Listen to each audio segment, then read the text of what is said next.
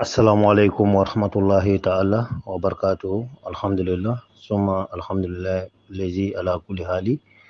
الحمد لله رب العالمين. أما على فوق كوالي ماندو سانغا أنواتي بكانتو أمي لحاليا ولحاليا إن شاء الله.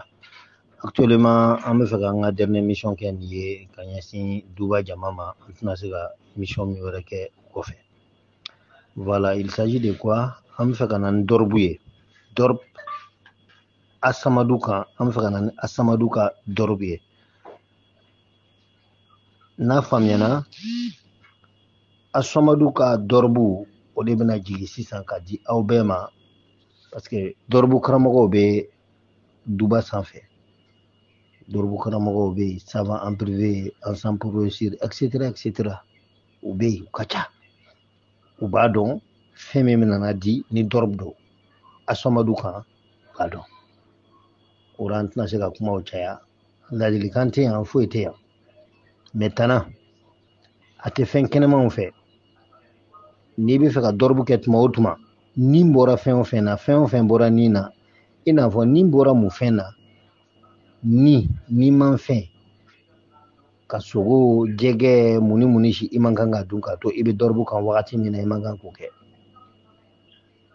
fɛn min bɔra ni na o i n'a fɔ nɔnɔ o n'a ɲɔgɔnna caman nɔnɔ b'a la manji b'a la fɛn o fɛn dilanna ni fɛn dɔ fitinin sɔrɔla ka don a la kamasɔrɔ ni tun b'o fɛn na hali n'a fagalen don o y'o mugu dɔn ta ka bila a la très attention o man kan ka don k'a to i bɛ dɔrɔbu kan riyali walima kaliwa kɔnɔna na riyada walima kaliwa kɔnɔna na i man kan k'o fɛn don donc attention a ma fɔ situru a ma fɔ beurre de karité situru le ye beurre de karité a ma fɔ oui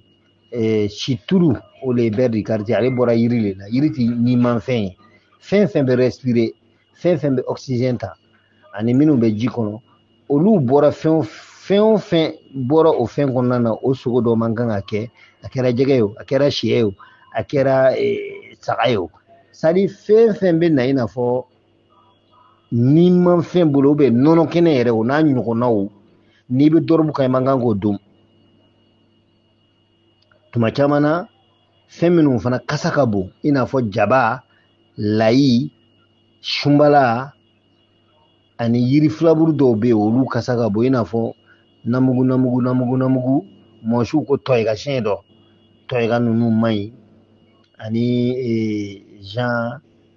mɔsikan na an b'a fɔ nan dɔ fana ma burufaka wala burufaka fana filaburu dɔw lo ni man fɛn tɛ mɛ kasa b'a la n'i y'a dun hali n'i ye da borose cogo o cogo a kasa bɛ mɛn i da la olu man ɲi donc an bɛ kɔn ka na tana na tanaman fɔra a banna kuma tɛ i furumuso ma k'i bɛ se o ma layɔrɔ la o bɛɛ bila ok ni tanaman yɔrɔ faamuyana kuma tɛ jɛnɛya ma dɛ a fɔra i furumuso yɛrɛ man kan ka s'a ma k'i to riyada la kuma tɛ kaliwa ma bon kuma tɛ jɛnɛya kuma ma jɛnɛya yɛrɛ kɔni tɛ silamɛ tagabolo fɛn ye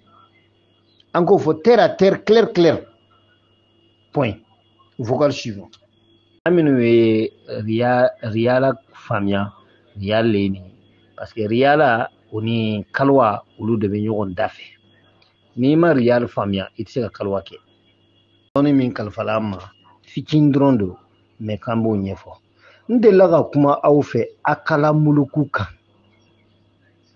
a k'a dɔn adadul akala muluku yɛrɛ kɔrɔ de ko di ko masakɛ yɛrɛ fara sa akala el muluk ko masakɛ fara sisan sa akala o kɔrɔ de ye ko a fara jɔn de fara el muluk masakɛ ye jɔn ye sa kudamu do wa ala tɔgɔ kudamu do wa ruhaniya do wa ala tɔgɔ ruhaniya do wa samiru do wa ala tɔgɔ samiru do wa ismul azam yɛrɛ de do Allahu ta'ala subhanahu wa ta'ala yɛrɛ de do ale tɛ fa o parce que a bɛɛ dafalen b'ale bolo ka ban mais n'i ye hindi ni sɔrɔ i ye ŋaniya dɔ fɔ i ni ala cɛ kalash donc o kosɔn an bɛ na ni dɔrɔbu ye an bɛ caman fɔ a la ka caman to an kɔnɔ don wɛrɛ kosɔn ni ye asɔmadu dɔrɔbu ye n'a bɛ taama ni akalal mulk ko masakɛ yɛrɛ fara tɛ sa terre à terre mɔgɔ min bɛ fɛ ka dakabananko kɛ bi tɔrɔfato ayinun ka ko dɔ kɛ mɔgɔw ka sigi ka miiri ka dɛsɛ karisa ye nin kɛ cogo jumɛn an tun b'a dɔn k'a bɛ se nin na a tun bɛ sɛgɛnna nin cogo in na ala ka denbayaw tun tɛ dumuni sɔrɔ sanga ni wagati bɛɛ o tun bɛna dumuni dari anw fɛ ka dumuni kɛ o de sinna ka nin ko in kɛ ɲɛtugu ni y'a yɛlɛ yɔrɔnin kelen i b'a ye sigiɲɔgɔnw farafinw jatigiw bɛɛ ani dugudenw farafinna an fɛ yan i mana o kabako o dakabananko kɛ u b'u fara ɲɔgɔn kan sisan ka subaya la ira ne balimacɛ